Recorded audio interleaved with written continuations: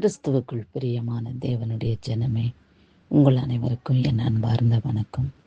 இயேசு கிறிஸ்துவின் மகிமுள்ள நாமத்தினாலே இந்நாளிலே கர்த்தர் நமக்கு என்ன வார்த்தை கொடுத்திருக்கிறார் என்று பார்ப்போம். ஏசாயா 43 19வது வசனம். கர்த்தர் சொல்லுகிறதான வார்த்தை, இதோ நான் புதிய காரியத்தை செய்கிறேன், இப்பொழுதே அது தோன்றும் என்று சொல்லப்பட்டுள்ளது. நான் ஜெபித்து வருகிற ஜெப குறிப்புகளில் வெகு நாட்களாக ஒரு காரியத்தை குறித்து நாம் ஜெபித்து வருவோம். அது இன்னும் நிறைவேறவில்லையே என்று காத்திருப்போம். எப்பொழுது இந்த ஜெபத்துக்கு கர்த்தர் பதில் கொடுப்பார் என்று ஏக்கத்தோடு காத்திருப்போம். மிகவும் ஆவலோடு காத்திருப்போம். ஆனால் அந்த ஜெப குறிப்புகளின் வார்த்தைகள் நிறைவேறவில்லையே. எப்பொழுது நம்முடைய ஜெபங்கள் கர்த்தரிடத்தில் கேட்கப்படும், எப்பொழுது அவர் நிறைவேற்றுவார் என்றெல்லாம் நாம் சிந்தித்து அங்கலாய்த்து கொண்டு இருப்போம்.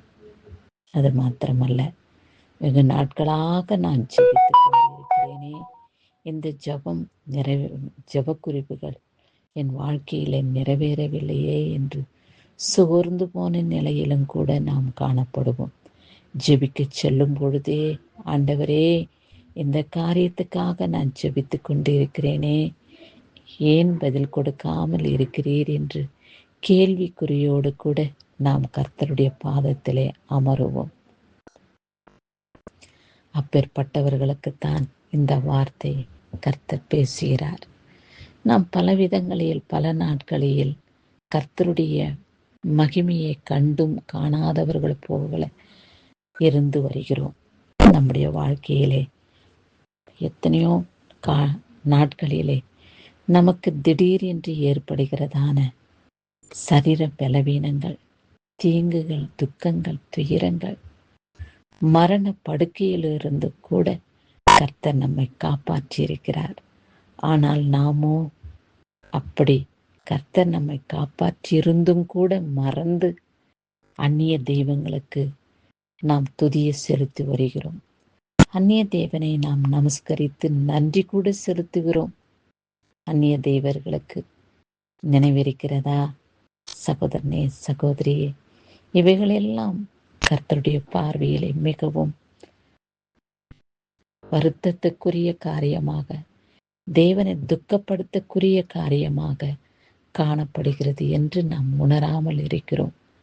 ஆனால் அவைகளெல்லாம் நினைவில் வைத்து, ஆண்டவரே, நான் செய்த பாவங்களை, நான் செய்த தவறுகளை தயவாய் மன்னித்து என்னை உமது மகனாக ஏற்றுக்கொண்டு என்னுடைய சிறையிருப்பின் மத்தியிலிருந்து வாழ்ந்து வரும் என்னை நீர் விடுவித்தருளும் என்று நாம் அவரிடத்திலே மன்னிப்பின் விண்ணப்பத்தை நாம் ஏறெடுக்கும் பொழுது கர்த்தர் நம்ம வாழ்க்கையிலே, நம்முடைய குடும்பத்திலே, நம்முடைய சரீரத்திலே, நம்முடைய செயல்பாடுகளிலே புதிய காரியத்தை செய்கிற தேவனாக நம்ம வாழ்க்கையிலே அவர் முற்படுவார்.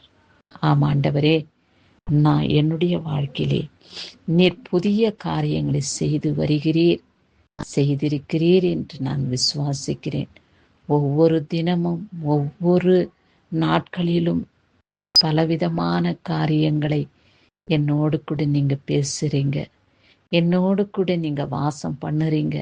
ஆனாலும் உம்முடைய அன்பை விட்டு, உம்முடைய அரவணைப்பை விட்டு நான் பிரியாதபடி, உம்மை மறக்காதபடி, எப்பொழுதும் நான் உம்மை பற்றி கொள்ள, என்னுடைய உம்முடைய கையை விட்டு நழுவி விடாதபடி என் கரங்களை நீர் இறுக்கமாய் பற்றி பிடித்தருளும் ஆண்டவரே என்று நாம் ஜெபிப்போம். இந்த ஜெபத்துக்கு கர்த்தர் நிச்சயமாய் பதில் கொடுத்து ஆசீர்வதித்து மகிமைப்படுத்தி பாதுகாத்துக் கொள்வார். இந்த நாளிலே பிறந்த நாளையும் திருமண நாளையும் காண்கின்றவர்களை கர்த்தர் ஆசீர்வதித்து காத்து கொள்வாராக. கர்த்தாவே, இந்த புதிய நாளை நீர் எனக்கு கொடுத்திருக்கிறேன், இந்த புதிய வருடத்தையும் நீர் எனக்கு கொடுத்திருக்கிறேன். ஆகையாலே இந்த புதிய வருடத்திலே புதிய காரியங்களை நான் அனுபவிக்க உம்முடைய கண்களிலே எனக்கு கிருபை கிடைக்கட்டும். இடைவிடாமல் உம்மை ஆராதனை செய்து உம்மிடத்திலே பல ஆசீர்வாதங்களையும் நன்மைகளையும் பெற்றுக்கொள்ள நீங்க எனக்கு உதவியாயிருக்க, நான் உம்முடைய மகளாக மகனாக உம்முடைய பார்வையிலே காணப்பட நீர் என்னை பேர் சொல்லி அழையும் என்று அவரை நாம் உரிமையோடு கேட்போம்.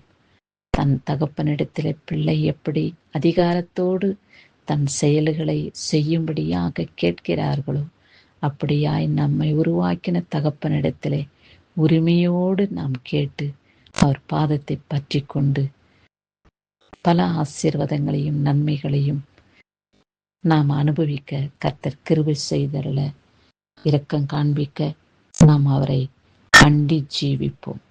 கர்த்தர் நம்முடைய ஜெபத்துக்கு பதில் கொடுப்பார் என்ற மன தைரியத்தோடு இது அந்த வாக்கியத்தை முடிப்போம்.